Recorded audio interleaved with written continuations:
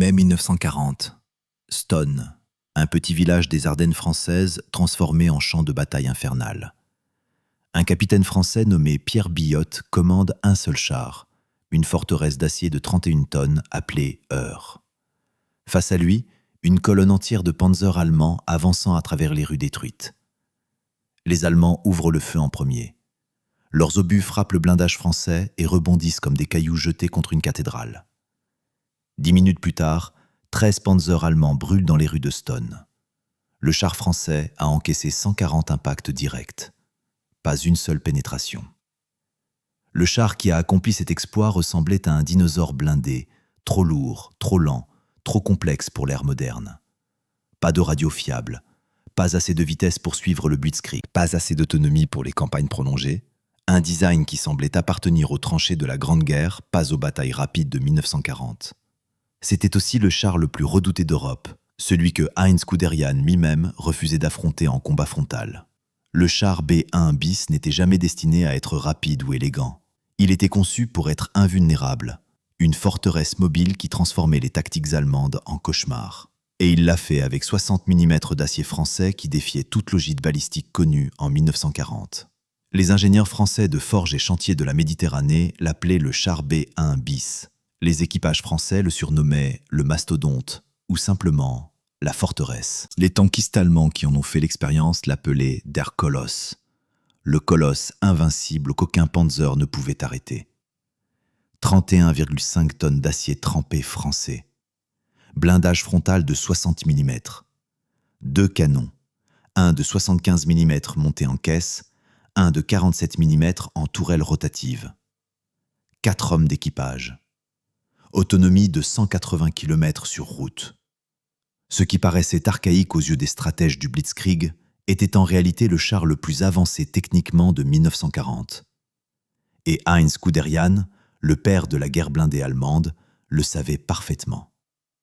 Pour comprendre pourquoi le char B1 bis terrorisait les panzers allemands, il faut comprendre sur quoi reposait exactement le Blitzkrieg. La tactique allemande de 1940 dépendait d'une supériorité numérique écrasante et de la vitesse d'exécution, pas du blindage épais.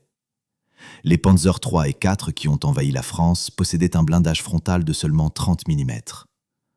Leurs canons de 37 mm et 50 mm étaient conçus pour percer des chars légers et moyens, pas des forteresses mobiles. La Wehrmacht misait sur l'encerclement rapide, l'attaque aérienne coordonnée par radio et le choc psychologique de la vitesse.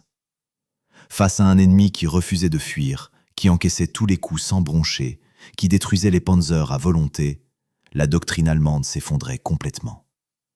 Les Allemands possédaient environ 5000 chars en mai 1940.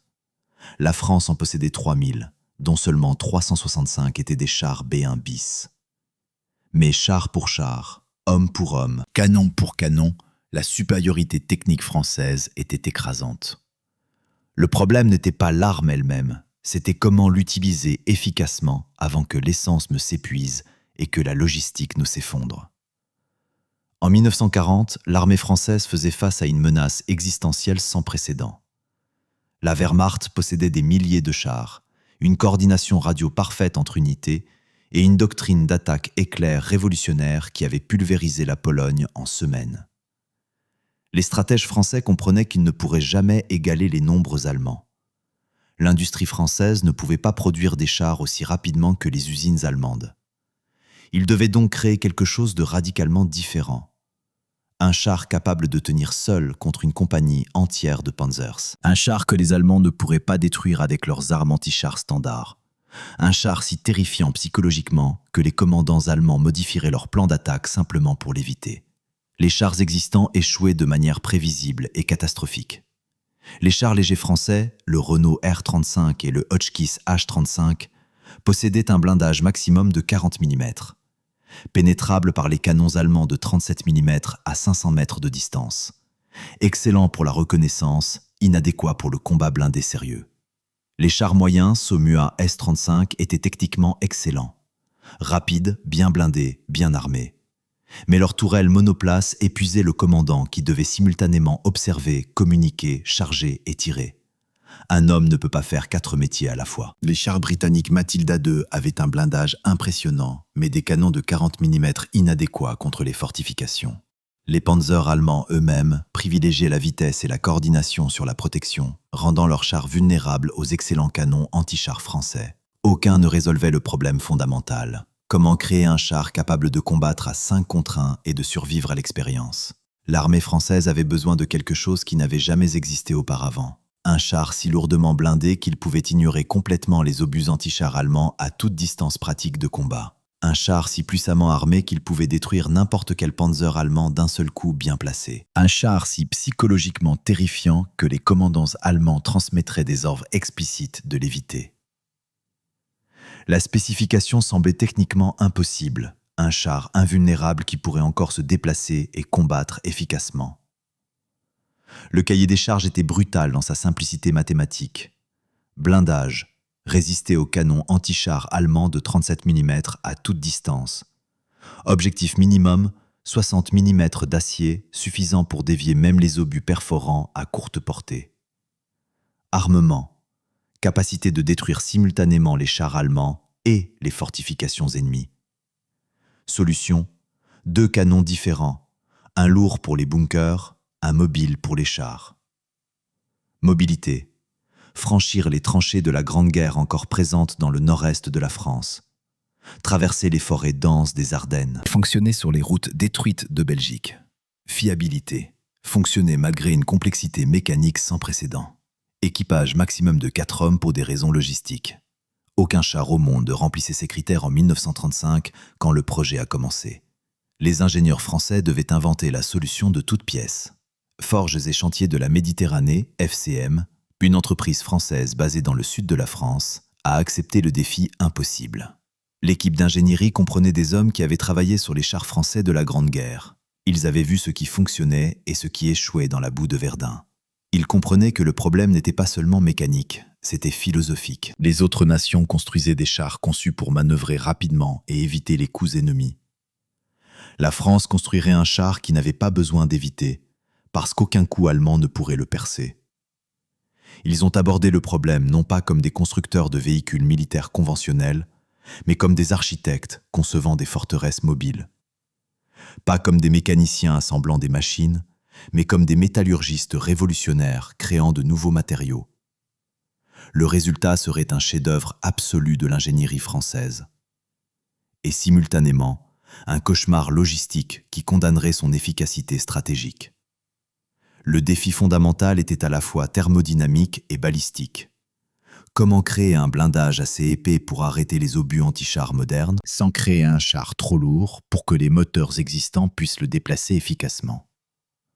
Comment monter 2 canons de calibres différents sur le même véhicule sans compromettre l'équilibre structurel ou la protection du blindage? La solution française était révolutionnaire sur 3 fronts techniques distincts. Un blindage de 60 mm en acier ordinaire pèserait plus de 35 tonnes, bien trop lourd pour les moteurs et suspensions disponibles en 1935. Les systèmes de suspension françaises ne pouvaient pas supporter ce poids sans sacrifier complètement la mobilité sur terrain difficile. Et un char immobile est un char mort, peu importe l'épaisseur de son blindage. Les métallurgistes français ont développé un acier spécial trempé, significativement plus dur et plus résistant que l'acier ordinaire utilisé par les Allemands. Pas seulement plus épais, plus dense au niveau moléculaire. Le secret résidait dans le traitement thermique précis. L'acier était chauffé à exactement 900 degrés Celsius, puis refroidi rapidement dans un bain d'huile spécialement formulé. Ce processus créait une structure cristalline microscopique qui déviait les obus au lieu de simplement les absorber par résistance brute. Résultat mesurable, 60 mm de blindage français équivalait à environ 80 mm de blindage allemand ordinaire en termes de résistance balistique réelle. Mais la vraie innovation française était géométrique, pas seulement métallurgique. Les ingénieurs ont incliné le blindage frontal à 45 degrés par rapport à la verticale. Un obus frappant à cet angle devait traverser non pas 60 mm, mais environ 85 mm d'acier effectif en raison de la géométrie du trajet. Les tests balistiques étaient concluants. À 100 mètres de distance, un canon allemand de 37 mm peut pénétrer environ 40 mm d'acier vertical. Contre le blindage incliné du B1 bis, zéro pénétration. L'obus rebondissait ou se désintégrait au contact. Imaginez tirer une balle de pistolet contre la tour Eiffel. C'était exactement l'expérience vécue par les tankistes allemands face au B1 bis. Monter 2 canons de calibres différents sur un char crée des problèmes catastrophiques multiples. Poids excessif déséquilibrant la structure, équilibre compromis affectant la mobilité, recul incontrôlable détruisant les mécanismes internes. La plupart des nations avaient expérimenté le concept et l'avaient abandonné comme impraticable. Les ingénieurs français ont séparé les rôles avec une élégance mathématique remarquable. Canon de 75 mm en caisse, fixé directement dans la coque blindée, tirant uniquement vers l'avant. Mission principale, détruire bunkers, fortifications en béton, concentration massive d'infanterie. Munitions, obus explosifs pesant 5 kg chacun. Portée maximale, 3000 mètres. Capacité documentée de percer 40 mm de béton armé. Canon de 47 mm en tourelle. Mobile sur 360 degrés complet, manœuvré directement par le chef de char. Mission principale, détruire chars ennemis avec précision. Munitions, obus perforants à grande vélocité. Pénétration documentée, 60 mm d'acier à 500 mètres de distance. Exactement suffisant pour détruire n'importe quel Panzer allemand de 1940. La tactique créait une confusion psychologique dévastatrice chez l'ennemi. Le commandant allemand voyait la tourelle tournante et supposait naturellement que c'était la seule menace à gérer. Puis le canon de 75 mm en caisse ouvrait le feu, une surprise totale, absolument dévastatrice. À Stone, le capitaine Billot a utilisé cette tactique pour détruire 13 Panzers en seulement 10 minutes de combat intense. Le canon de 47 mm engageait les chars attaquants sur les flancs, pendant que le canon de 75 mm pulvérisait littéralement ceux approchant de face. Les Allemands ne savaient pas quelle menace prioriser ou comment esquiver efficacement. C'était comme combattre un adversaire maniant 2 épées simultanément, une dans chaque main, chacune parfaitement mortelle. 31,5 tonnes de poids total. C'était environ 50% plus lourd que les Panzer III et IV allemands standards. Comment faire bouger cette masse? Comment traverser les terrains boueux de Belgique au printemps? Comment franchir les fossés anti-chars creusés depuis la Grande Guerre? Les ingénieurs français ont créé un système de suspension révolutionnaire directement inspiré des tracteurs agricoles français lourds. Chenilles exceptionnellement larges de 460 mm, distribuant le poids sur une surface massive. Pression au sol calculée, seulement 0,68 kg par centimètre carré, comparé à 0,85 pour le Panzer IV allemand plus léger. Résultat paradoxal, le B1 bis était effectivement plus mobile sur terrain mou que les chars allemands techniquement plus légers. Système de franchissement de tranchées. Le char pouvait traverser des fossés de 2,75 mètres de largeur, plus larges que les tranchées standards de la Grande Guerre. Hauteur d'obstacles franchissables, 0,93 mètres. Capable de grimper sur des gravats urbains ou des obstacles fortifiés. Le moteur Renault 6 cylindres à essence développait 307 chevaux, impressionnant pour 1935, légèrement insuffisant pour 1940. Vitesse maximum, 28 km/h sur route pavée. Trop lent pour le Blitzkrieg? Peut-être selon les standards allemands de manœuvre rapide. Mais vitesse amplement suffisante pour tenir une position défensive et détruire méthodiquement tout ce qui s'approche à portée de tir. Les Allemands ont appris une leçon tactique douloureuse à Stone et Gembloux. Un char n'a pas besoin d'être rapide s'il est littéralement impossible à détruire avec les armes disponibles. Ce qui comptait vraiment, c'était la survie au combat prolongé. Et en cela, le char B1 bis dépassait absolument toutes les attentes et tous les standards existants. Un seul char pouvait encaisser 140 impacts d'obus directs et continuer à combattre efficacement. Aucun Panzer allemand ne pouvait faire cette affirmation. Entre 1937 et juin 1940, Forges et Chantiers de la Méditerranée a produit exactement 365 chars B1 bis. Les usines françaises fonctionnaient avec une précision quasi artisanale. Chaque char était pratiquement construit à la main par des ouvriers hautement qualifiés. L'acier spécial trempé nécessitait des traitements thermiques exceptionnellement complexes et précis. Les canons de 75 mm étaient fabriqués individuellement par l'arsenal de Bourges. Les moteurs Renault venaient des usines de Billancourt près de Paris. C'était une véritable prouesse industrielle française. Mais tragiquement, dramatiquement insuffisante face à la production de masse allemande. Face aux 5000 Panzers allemands produits, la supériorité technique écrasante française ne pouvait pas compenser l'infériorité numérique catastrophique.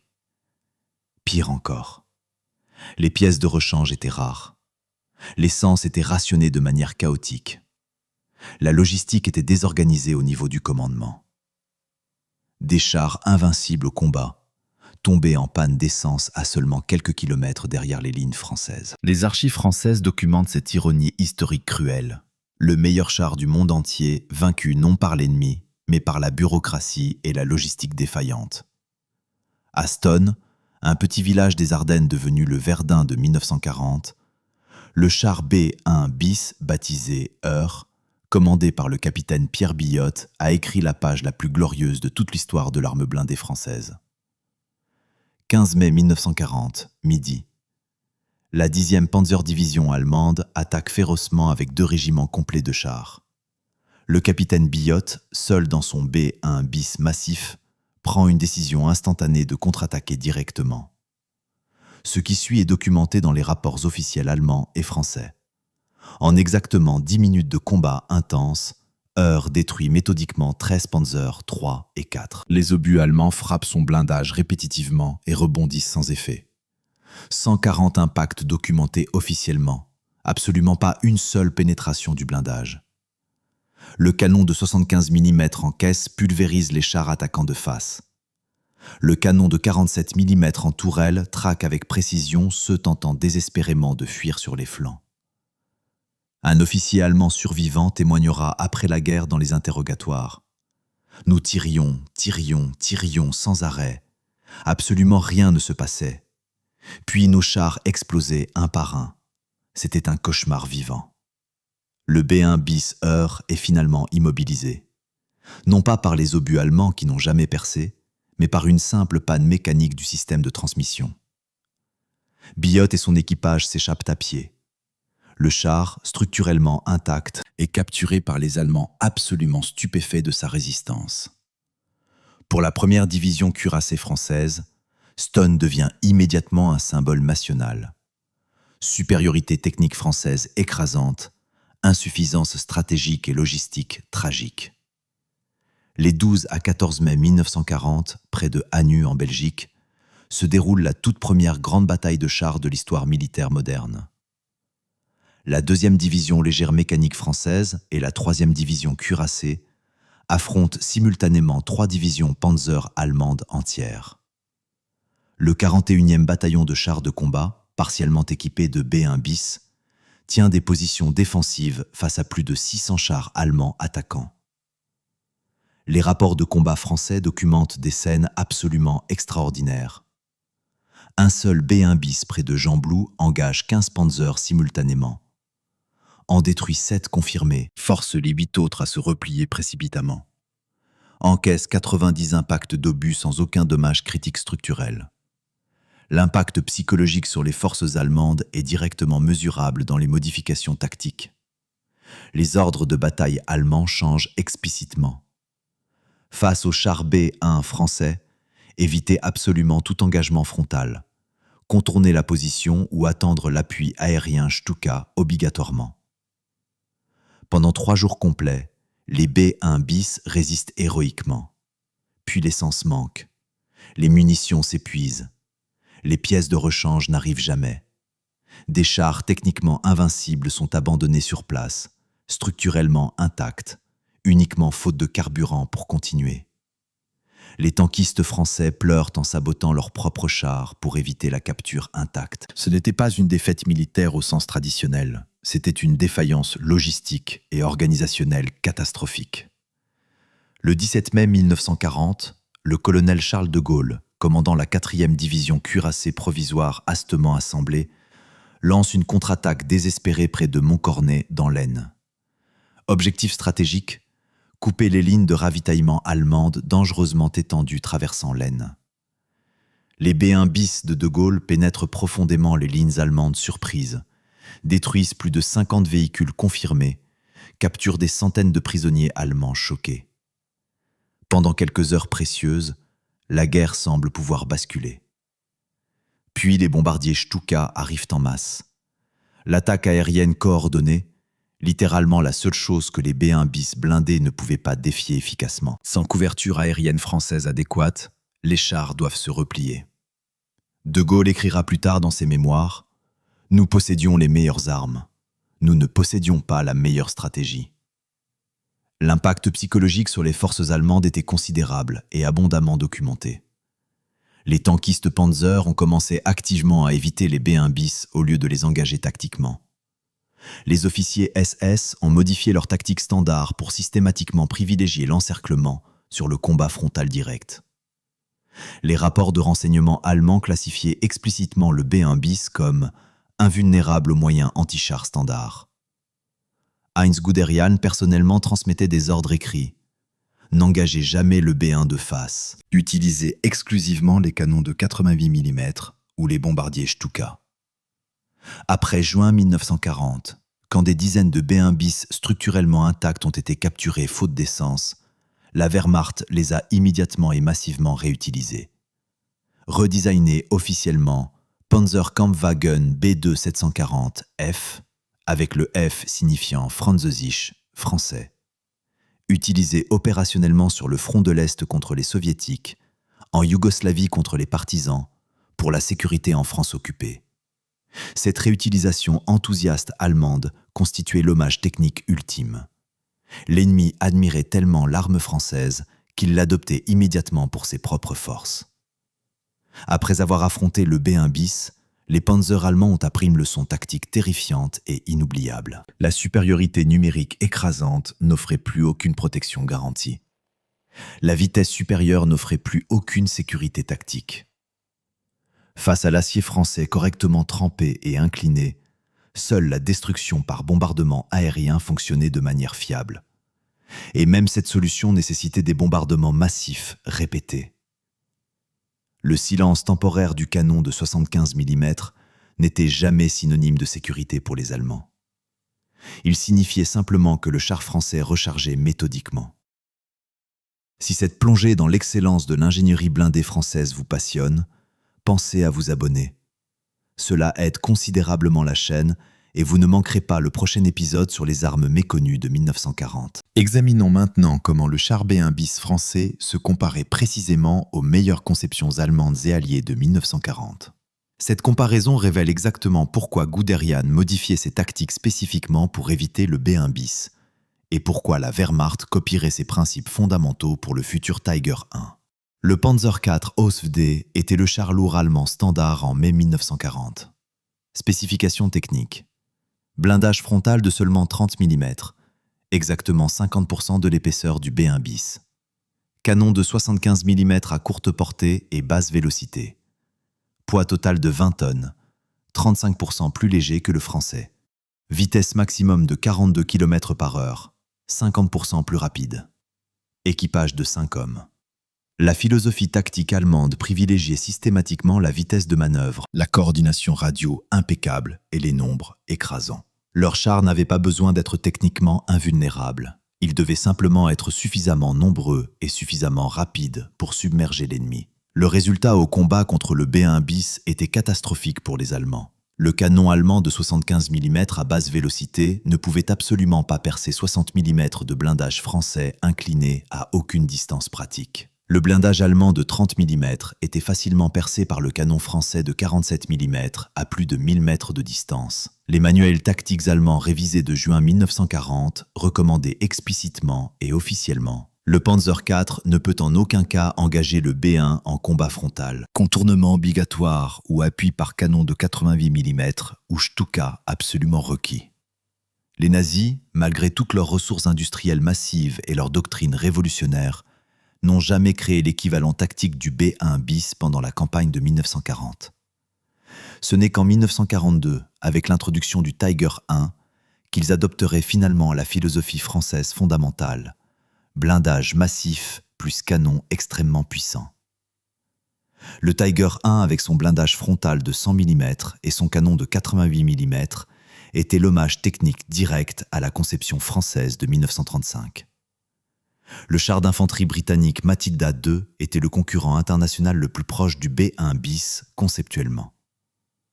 Spécifications techniques. Blindage frontal de 78 mm, techniquement supérieur au français. Canon de 40 mm Q F2 Panther, poids de 27 tonnes. Vitesse de 24 km/h, plus lent que le B1 bis. Équipage de 4 hommes. Philosophie tactique. Comme le B1 bis français, le Matilda privilégiait clairement la protection maximale sur la vitesse de manœuvre. Son blindage était effectivement supérieur au blindage français en épaisseur brute. Mais le canon britannique de 40 mm était catastrophiquement faible pour un char si lourd. Contre bunkers et fortifications en béton, totalement inefficace. Contre les Panzer IV à longue distance, effet marginal seulement. Le B1 bis possédait 2 canons complets, dont un massif de 75 mm capable de détruire littéralement n'importe quelle fortification existante. Le Matilda ne possédait qu'un seul canon inadéquat pour absolument tout, sauf le combat anti-char rapproché à courte portée. À Arras, en mai 1940, les Matilda britanniques ont effectivement terrorisé temporairement Rommel et ses Panzers. Mais il manquait cruellement de puissance de feu pour exploiter stratégiquement leur invulnérabilité tactique. Le B1 bis résolvait ce problème fondamental avec une élégance conceptuelle remarquable. 2 canons égales, 2 rôles tactiques distincts égales, polyvalence opérationnelle totale. Tableau comparatif, 1940. Protection blindée. B1 bis supérieur à Matilda II, supérieur à Panzer IV. Puissance de feu. B1 bis largement supérieur à Panzer IV, supérieur à Matilda II. Mobilité tactique. Panzer IV supérieur à B1 bis, supérieur à Matilda II. Polyvalence opérationnelle, B1 bis massivement supérieur à tous les autres absolument. Dans l'arithmétique sinistre de la guerre blindée de 1940, le char B1 bis français était techniquement dans une catégorie complètement à part. Ce qui distinguait fondamentalement l'approche française n'était pas la vitesse allemande brute ou les nombres écrasants de production, c'était l'ingéniosité métallurgique pure, la polyvalence intelligente d'armement, l'invulnérabilité psychologique créée. Les Allemands ont finalement gagné la bataille de France avec 5000 chars techniquement médiocres mais numériquement supérieurs. Les Français ont failli inverser le cours entier de l'histoire avec seulement 365 chefs-d'œuvre techniques mal utilisés. C'est ici que l'histoire devient simultanément frustrante et fascinante dans sa documentation. Contrairement à certaines autres armes secrètes de la Seconde Guerre mondiale, le char B1 bis est remarquablement et abondamment documenté. Les archives militaires françaises sont exceptionnellement complètes malgré les destructions de 1940. Sources françaises disponibles. Service historique de la défense à Vincennes conserve des dossiers techniques complets et des rapports de combat détaillés. Archives nationales possède la correspondance complète d'état-major et les ordres de bataille. Musée des blindés de Saumur conserve des exemplaires restaurés fonctionnels et des manuels d'équipage originaux. Témoignages directs de vétérans incluant Biot, De Gaulle et des centaines de tankistes ordinaires. Sources allemandes capturées après 1945. Rapport détaillé de renseignements de la Wehrmacht spécifiquement sur le B1 bis. Ordre tactique de Guderian mentionnant explicitement la nécessité d'éviter le B1. Manuel technique de conversion allemand pour les B2 740F capturés et réutilisés. Interrogatoires extensifs d'après-guerre d'officiers Panzer survivants. Ce que nous pouvons affirmer avec absolue certitude documentaire. Premièrement, la performance au combat est complètement vérifiée. Le ratio moyen de destruction est documenté.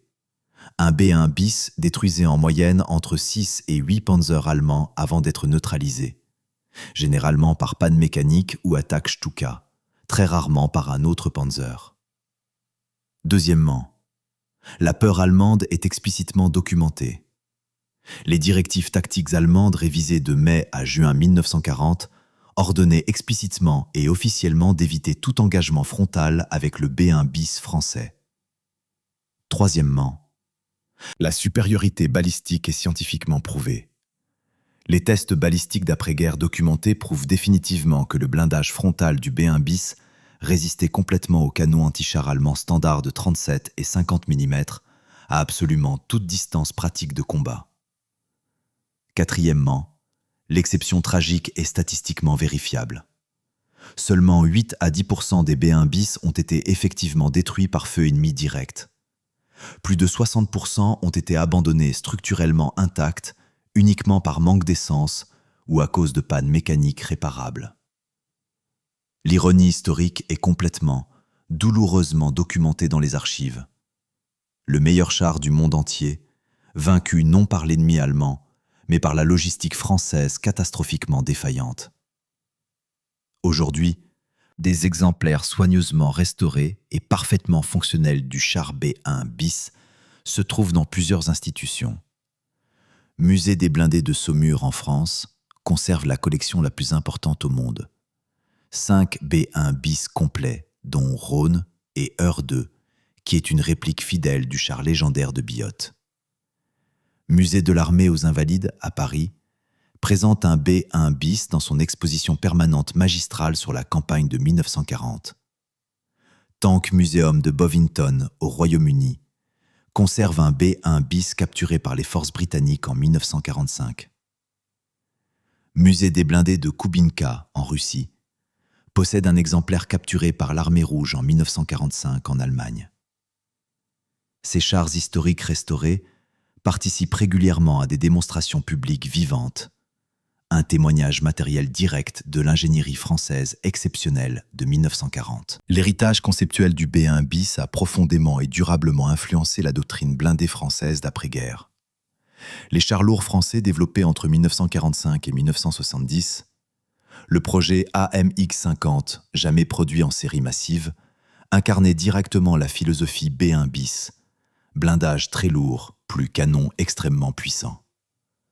La conception générale du char de bataille principal français privilégiait systématiquement la protection sur la vitesse pure. La doctrine blindée enseignait. Les leçons amères de 1940 sont enseignées méthodiquement à l'école de cavalerie de Saumur, encore aujourd'hui. La supériorité technique isolée sans coordination stratégique globale est militairement inutile. Un char seul ne gagne jamais les batailles. Un système parfaitement intégré le fait. L'héritage paradoxal allemand, le Tiger I allemand introduit en 1942, adoptait explicitement et ouvertement la philosophie française fondamentale. Blindage frontal massif de 100 mm comparé aux 60 mm français. Canon extrêmement puissant de 88 mm comparé aux 75 mm français. Acceptation complète du poids excessif et de la lenteur relative en échange d'invulnérabilité tactique. Les ingénieurs allemands capturés admettront franchement après la guerre dans les interrogatoires « Le B-1 bis français représentait la conception fondamentalement correcte. Nous l'avons simplement techniquement raffiné et produite en masse. » L'historien militaire français Jean-Baptiste Tournassou note avec une lucidité douloureuse. Le char B-1 bis représente parfaitement le paradoxe français tragique de 1940. Excellence technique absolue, défaillance stratégique catastrophique. Nous possédions objectivement les meilleurs chars, les meilleurs canons, les meilleurs équipages formés. Nous manquions cruellement de la seule chose qui comptait réellement, la coordination opérationnelle moderne, efficace. Le B-1 bis n'a jamais échoué techniquement. La France a échoué à utiliser correctement son meilleur atout stratégique. Les analyses militaires modernes utilisant les données complètes classent unanimement le char B-1 bis comme le meilleur char lourd opérationnel de 1940 absolument, supérieur au Panzer allemand, au Churchill britannique, au KV-1 soviétique. La plus grande innovation blindée française avant l'introduction de l'AMX-30 moderne. Un cas d'étude militaire classique démontrant supériorité tactique locale contre supériorité stratégique globale. Dans les simulations informatiques modernes sophistiquées de la bataille de France, les scénarios alternatifs montrent des résultats fascinants. Si la logistique française avait été minimalement compétente, si les B-1 bis avaient reçu le carburant et la coordination adéquats, la bataille aurait probablement duré plusieurs mois supplémentaires minimum. Le char B-1 bis représente historiquement quelque chose de significativement plus grand que ses 31,5 tonnes d'acier trempé. Il incarne parfaitement le génie absolu de l'ingénierie française, la capacité intellectuelle unique à résoudre des problèmes considérés comme techniquement impossibles, avec une élégance conceptuelle remarquable. Il incarne simultanément la tragédie française spécifique de 1940, l'excellence technique isolée, sans vision stratégique coordonnée globale. Mais surtout, il prouve une vérité historique militaire fondamentale et intemporelle. Les guerres ne sont jamais gagnées uniquement par les meilleures armes techniquement supérieures. Elles sont gagnées par les meilleurs systèmes complets, logistique fonctionnelle, coordination impeccable, stratégie visionnaire, volonté nationale unifiée. Le char B-1 bis était techniquement parfait pour son rôle. Le système français global ne l'était absolument pas. Et c'est précisément pourquoi l'histoire militaire se souvient du B-1 bis non comme du char miraculeux qui a sauvé la France, mais comme du chef-d'œuvre technique absolu qui méritait profondément une meilleure guerre. 1935 à 1940, dans les ateliers techniques de forge et chantier de la Méditerranée, des ingénieurs français ont méthodiquement créé une forteresse mobile blindée de 60 mm d'acier spécialement trempé. 365 unités produites au total, des milliers d'obus allemands complètement arrêtés, des centaines de panzers allemands définitivement détruits. Un nombre historiquement incalculable de vies françaises directement protégées par cet acier invulnérable. Le char B-1 bis représente la guerre blindée française à son niveau technique le plus élevé, absolument. Un char mesuré historiquement non pas en victoire stratégique finale, mais précisément en l'invulnérabilité psychologique extraordinaire qu'il offrait concrètement aux équipages français combattants. La peur viscérale qu'il instillait systématiquement chez les tankistes allemands expérimentés. La preuve matérielle irréfutable que le génie technique français pouvait rivaliser parfaitement avec n'importe quelle nation industrielle. Les ingénieurs français ont résolu un problème que les autres nations considéraient comme techniquement impossible à résoudre. Comment créer un char de bataille que personne ne pouvait effectivement détruire avec les armes disponibles? Ils ont brillamment transformé la supériorité numérique allemande écrasante en vulnérabilité tactique exploitable. Ils ont remarquablement transformé 60 mm d'acier correctement traité en invincibilité psychologique opérationnelle.